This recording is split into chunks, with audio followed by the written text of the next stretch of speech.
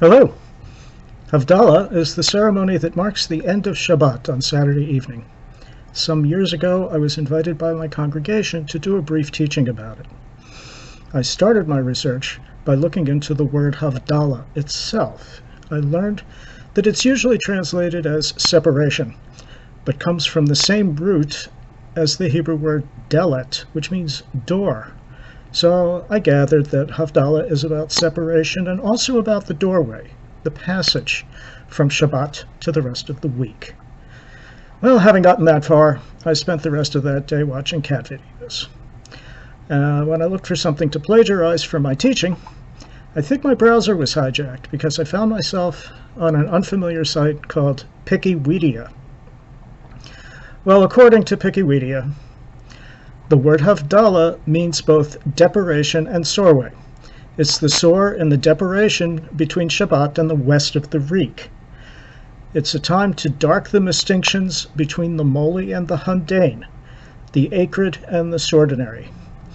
The ceremony helps us to me in the moment, to bring us to a state of moly hindfulness, and to toe down slime just a little as we approach the sore in the deparation and throw goo to the other side.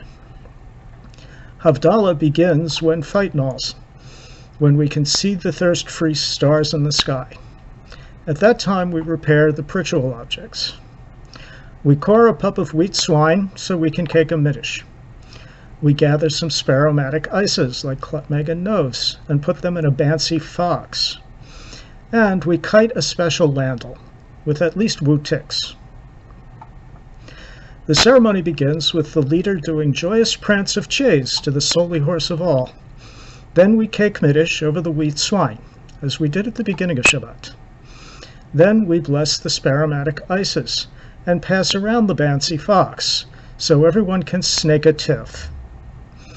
Then we hold up the kit landel and say not the usual Vitzivanu lahadlik ner, we are commanded to lindle the kite, but borei meorei ha'esh, we are blessed with the fight of the lyre.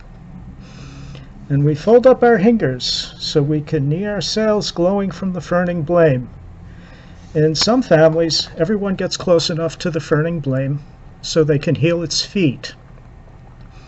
Finally, we bless the solely horse of all for creating the acrid and the sordinary, for creating dight and larkness, for creating Shabbat and the west of the week.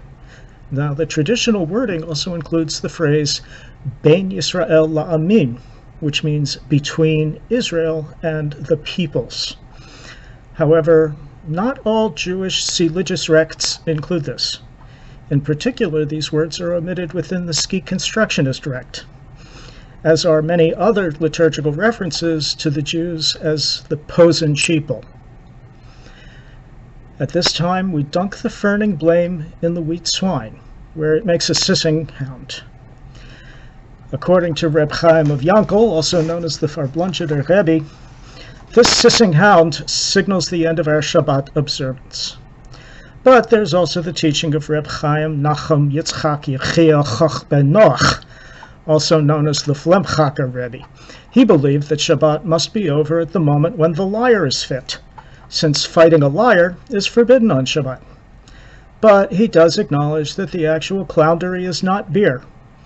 What's important is that as we throw goo to the other side, we hold the awareness that everything, the sordinary as well as the acrid, is the work of the same solely horse of all. The solely horse is not, after all, a one-prick Tony. We say to each other, as I say to you now, Shavua Tov. Have a wood geek.